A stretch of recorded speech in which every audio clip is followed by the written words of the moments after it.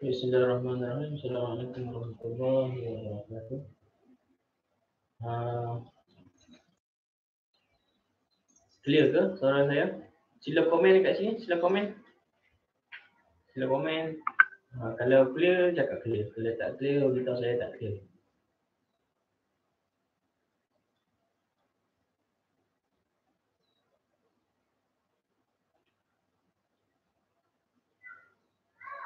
Okey, bagus. Terima kasih adik. Yang lain.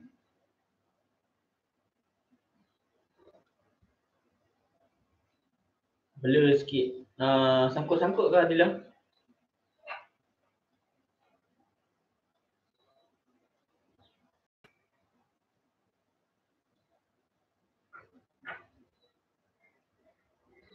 Adila cuba komen sekali lagi Adila. Okey tak okey?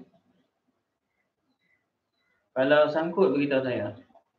Mungkin ada masalah internet kot.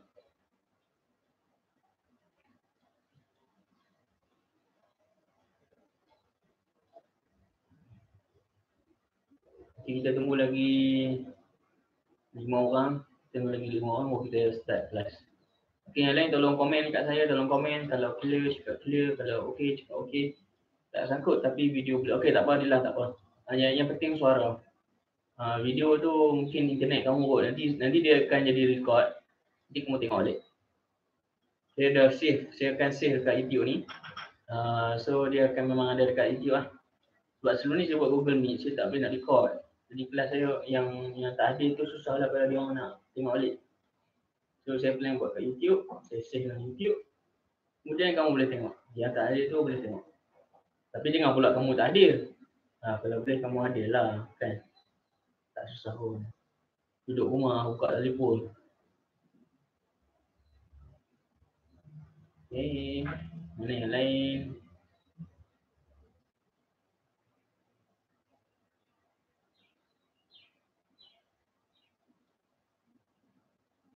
Apa ada kat sini?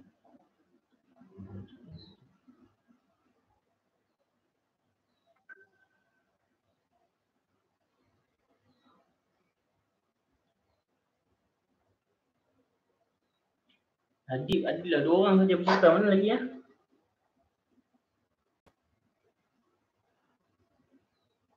Okay, tak apalah. Yang mana yang tak ada tu. Innalillahi wa inna ilaihi raji'un. Baik. Kita akan mulakan kelas kita. Bismillahirrahmanirrahim. Assalamualaikum warahmatullahi wabarakatuh. Alhamdulillahirabbil alamin wassalatu wassalamu ala asyrafil anbiya'i wal mursalin wa ala alihi wa sahbihi ajma'in. Subhanaka la ilma lana illa ma 'allamtana innaka antal alimul hakim. Rabbi shrah li sadri wa yassir li amri wa hlul 'uqdatam min lisani yafqahu qawli. Okey, sebelum tu sila buka buku teks. Buka surat. Buka surat 9.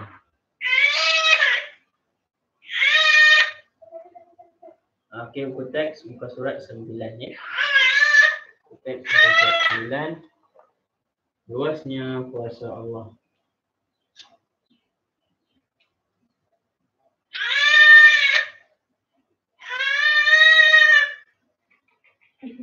Okey. Okey, buku teks muka surat 9. Luasnya kuasa Allah. Baik. Saya akan bacakan dalil ni. Buka semua buku teks. Buka semua buku teks. Buka buku teks muka surat 9. Baik, ini merupakan ayat hafazan kamu. Kamu sepatutnya hafal ayat ni. Tapi tak apa, nanti saya akan show kamu apa nak kena buat. Tak apa, saya baca dulu. A'udzubillahi minasyaitonirrajim. Bismillahirrahmanirrahim. Qulillah. Okey, kamu dengar dulu. Nanti kamu cuba baca.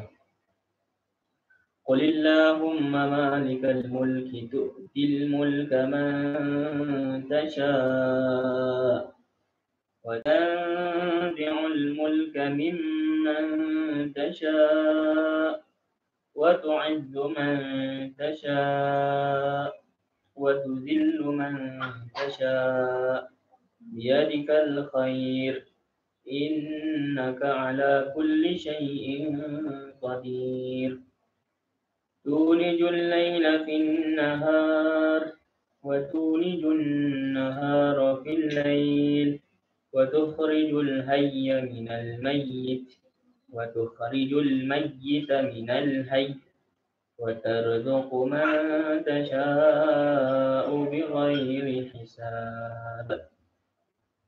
Sadaqallahul Azim. Surah Ali Imran ayat 26 sampai 27. Baik.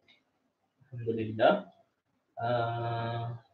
Sebelum kita masuk kepada terjemahan, saya nak bagi sedikit informasi berkenaan luasnya kuasa Allah. Allah Subhanahu Wa Taala ni adalah Tuhan kita.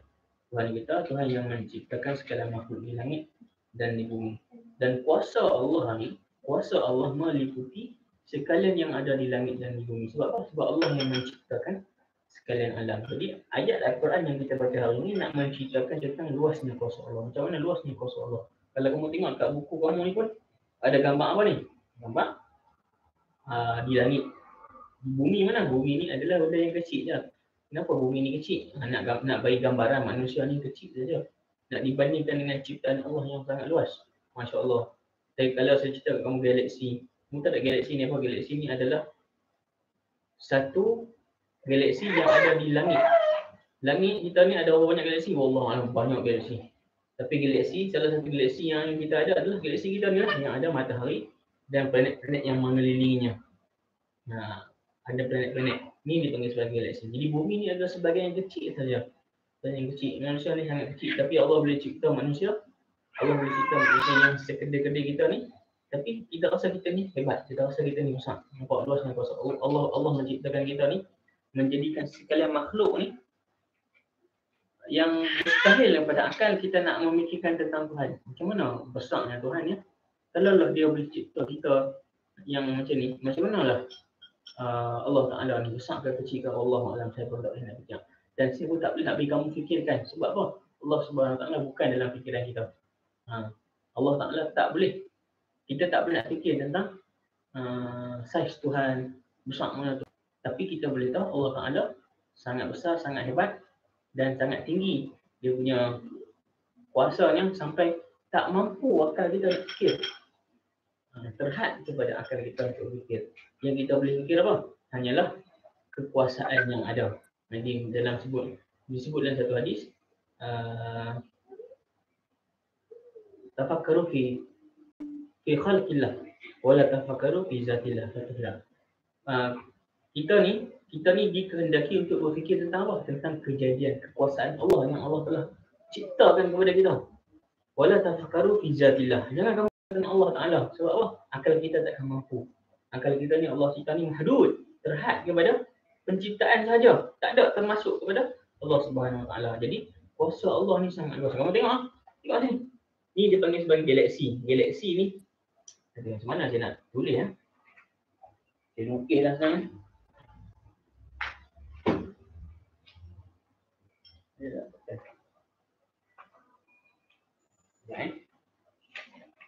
Nampak tak? Buat kat macam dah buat. Okey. Sini.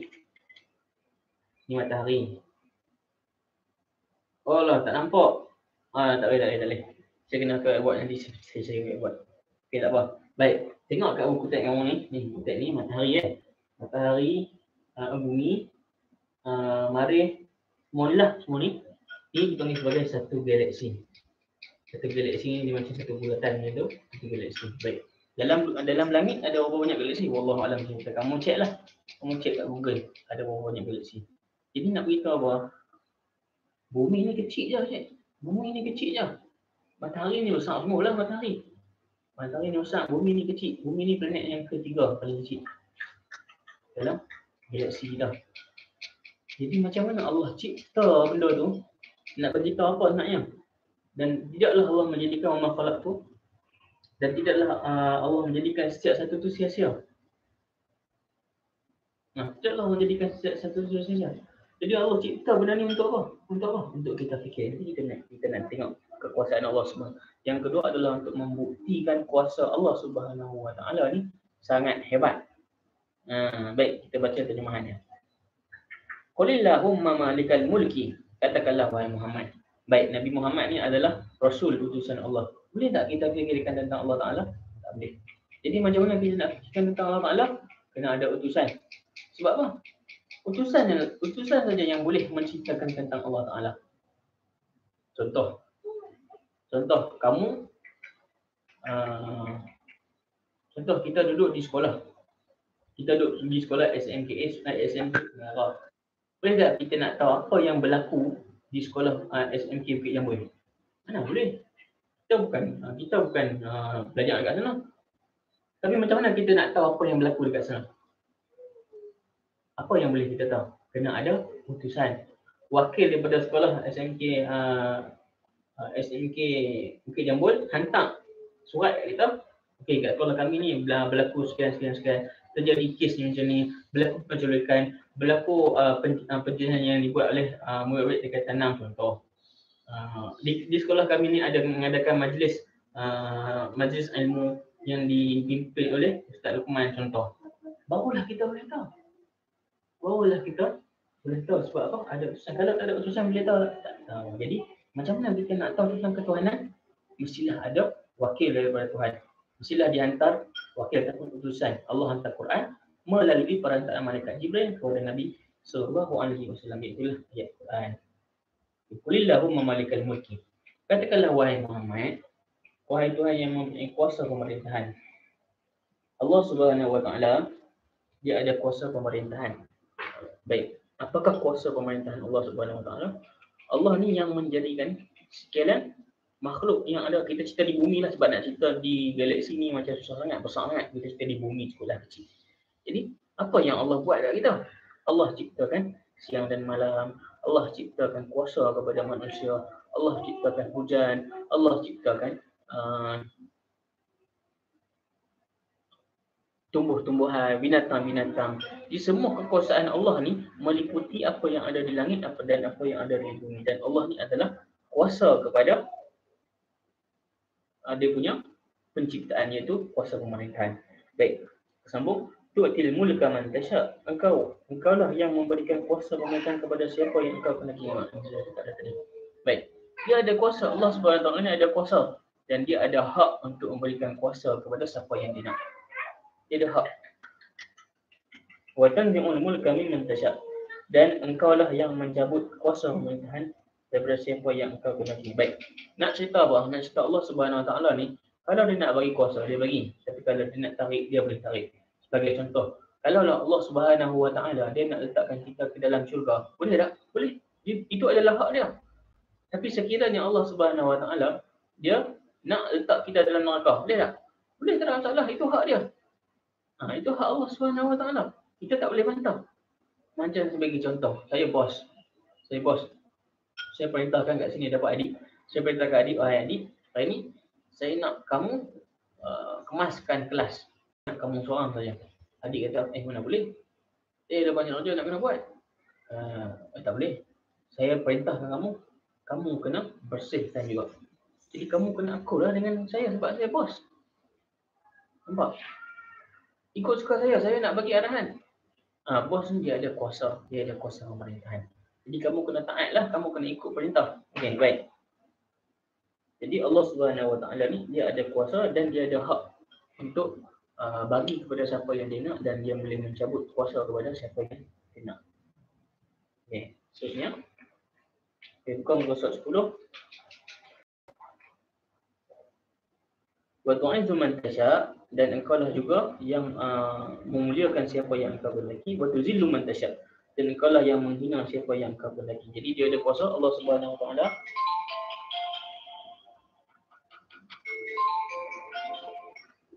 Jadi Allah Subhanahu wa taala dia ada kuasa memuliakan dan menghina orang yang biyadikal khair innaka ala kulli syai'in qadir. Dalam kekuasaan Allah, dalam kekuasaan engkau sahaja adanya segala kebaikan. Sesungguhnya engkau maha berkuasa atas setiap sesuatu. Jadi Allah, ayat ini nak menceritakan tentang kuasa Allah. Allah Subhanahu wa taala dia ada hak untuk mencabut, memberikan kuasa, mencabut kuasa, memuliakan seseorang. Sedangkan Allah memuliakan baginda Nabi SAW dalam Al-Quran, dan Allah menghina orang-orang Bani Israel di dalam Al-Quran. Baik, seterusnya. Tuljul laila fin nahar. Engkaulah wahai Tuhan yang memasukkan waktu malam ke dalam waktu siang. Allah menjadikan siang dan malam. Waktu tuljul nahar fil lail. Engkaulah yang memasukkan waktu siang ke dalam waktu malam. Di hari kita ni ada waktu siang, ada waktu malam. Siapa buat? Allah Subhanahu Wa Taala. Macam mana boleh ada? Melalui boleh tak Allah nak ciptakan kat kita ni ada siang, ada malam tapi tak ada matahari? Boleh. Tapi kenapa Allah buat matahari? Nak bagi ada sebab dan musabab. Allah ciptakan sebab dan musabab ni supaya adanya kesinambungan dan adanya berlaku sebab, supaya kita boleh berfikir. Wa tukhrijul hayya minal mayyit wa tukhrijul mayyita minal hayy. Dan engkau lah mengeluarkan sesuatu yang hidup, dan dialah yang menghidupkan sesuatu, dan dialah yang mematikan sesuatu. Wa tarzuqu man tasya'u bighairi hisab. Dan engkau lah juga yang memberikan rezeki kepada siapa yang engkau kehendaki dengan tiada hitung hisabnya, dan Allah lah memberi rezeki kepada kita. Jadi ayat ni dan nak menceritakan tentang kekuasaan Allah yang meliputi sekalian alam. Kalau kita nak cerita satu-satu, sangat besarlah kekuasaan Allah ni. Ni adalah dalil. Kita nak tengok apa yang ada dalam ayat ni. Buka muka surat 11, apa yang ada sebenarnya nak ceritakan kepada kita.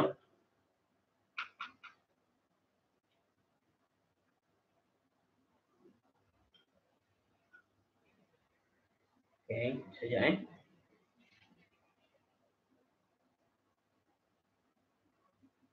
Okey, baik, tengok muka surat 11. Allah berkuasa memberikan dan mencabut kuasa pemerintahan. Allah Subhanahu Wa Taala berkuasa memberikan kuasa pemerintahan kepada siapa yang dia kehendaki. Bila Allah hendak seseorang tu sebagai pemerintah, maka tidak siapa pun yang boleh halang Allah Subhanahu Wa Taala. Ini dipanggil sebagai takdir. Ini sebagai takdir. Contoh apa maksud takdir? Takdir ni adalah Allah nak seseorang itu menjadi pemerintah. Jadi tak ada siapa yang boleh halang dia. Okey, baik. Sebelum jadi pemerintah, ada tak usaha-usaha untuk menjadikan dia sebagai pemerintah? Ada. Usaha-usaha ni adalah usaha yang dikategorikan sebagai usaha manusia. Tapi yang menjadi pemerintah tu sudah ditetapkan, itu dipanggil sebagai takdir. Okey, takdir ni nanti saya akan cerita masuk bab dia. Ada dalam silibus kamu, kamu jangan risau. Ada dalam silibus kamu, saya akan cerita macam mana boleh berlaku. Contoh, kamu nak berjaya di dalam pelajaran. Okey. Kamu nak berjaya dalam pelajaran. Okey. Kamu dah ditetapkan ke belum ditetapkan lagi? Sama ada kamu berjaya ataupun tak berjaya. Sebenarnya dah ditetapkan. Tapi macam mana kita nak tahu? Macam mana kita nak tahu kita dah berjaya ataupun tidak? Membezakan yang cara kita nak tahu adalah apa usaha kita. Usaha membentuk natijah. Usaha membentuk natijah kita. Contoh, kalau kita belajar sungguh-sungguh, kita buat latihan, kita baca buku, kita buat nota, dan akhirnya insya-Allah kita akan berjaya. Tapi sekiranya kita tak masuk kelas, tak buat latihan, tak buat nota, jadi secara automatiknya kita dah nampak kita akan gagal. Dan berjaya dan gagal itu sebenarnya adalah takdir. Nanti saya akan cerita, sebab cerita dia agak berbelit sikit. Sambung nanti masuk bab dia saya akan cerita. Okey, jadi Allah ada hak untuk memberikan kuasa pemerintahan ataupun Allah nak menarik kuasa pemerintahan tersebut. Dan Allah Subhanahu Wa Taala ada kuasa untuk memuliakan siapa yang dia nak. Dengan cara seperti dengan apa? Allah memberikan harta, Allah memberikan kekayaan kepada seseorang, Allah memberikan pangkat, Allah memberikan ilmu, Allah memberikan kesihatan kepada dia. Ini cara Allah memuliakan seseorang. Okey, baik. Begitu juga apabila Allah hendak menghina seseorang, Allah akan menarik balik harta dia, Allah tarik balik pangkat, Allah tarik balik kuasa dia, dan Allah tarik balik semua yang dia ada sampailah dia tak ada apa-apa. Allah ada hak. Dan yang ketiga, Allah menjadikan malam dan siang. Allah menjadikan malam untuk apa? Malam dan siang untuk apa? Untuk kita untuk memberikan manfaat kepada kita. Waktu siang kita bekerja, kita belajar, kita bermain. Waktu malam kita jadikan dia sebagai waktu rehat. Jadi kenapa Allah jadikan siang, kenapa Allah jadikan malam? Manusia takkan mampu, manusia bukan macam robot. Manusia ni Allah jadikan ada waktu rehat, ada waktu bekerja. Jadi Allah dah susun dah. Kenapa kita tak boleh nak buat? Waktu malam lah kita nak buat kerja. Waktu malam lah kita nak main game sampai 2-3 pagi. Waktu siang kita tidur, kelas tak masuk. Itu kan masalah. Itu kan dah mengubah fitrah jadi manusia. Jadi sebenarnya fitrah kehidupan manusia telah disusun oleh pencipta kita. Kita yang mengatur, kita yang mengubah dia sendiri, dan akhirnya masalah itu adalah pada diri kita sendiri.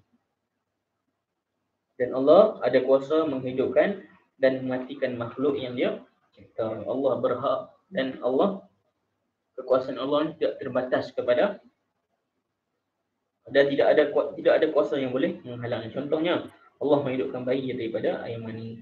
Allah mematikan sesiapa yang hidup apabila tiba ajalnya. Kesemuanya ini, kalau saya nak cerita semua ni, dia ada kaitan dengan takdir.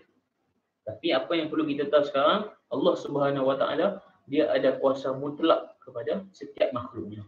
Contoh tadi, Allah ada kuasa untuk beri kuasa pemerintahan, dan Allah boleh tarik balik kuasa pemerintahan. Allah ada kuasa untuk turunkan hujan, dan Allah ada kuasa untuk memberikan hujan, memberhentikan hujan. Dan begitu juga Allah ada kuasa untuk menghidupkan seseorang, dan begitu juga Allah ada kuasa untuk mematikan seseorang.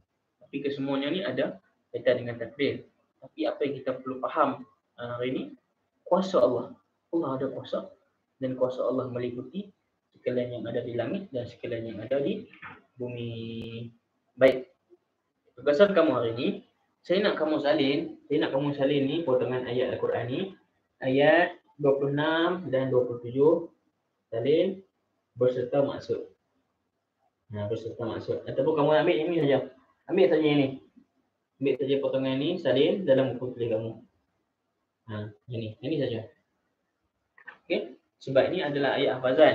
Sampai belakang Sampai muka surat 10. Sampai muka surat 10. Sebab ni adalah ayat hafazan kamu. Jadi saya nak kamu tulis, dan kamu tulis dalam buku, dan semoga kamu dapat hafal ayat ni. Sebab nanti saya akan minta kamu untuk tasmid. Okey, itu saja. Ada soalan tulis dekat komen. Kalau ada soalan tulis dekat komen.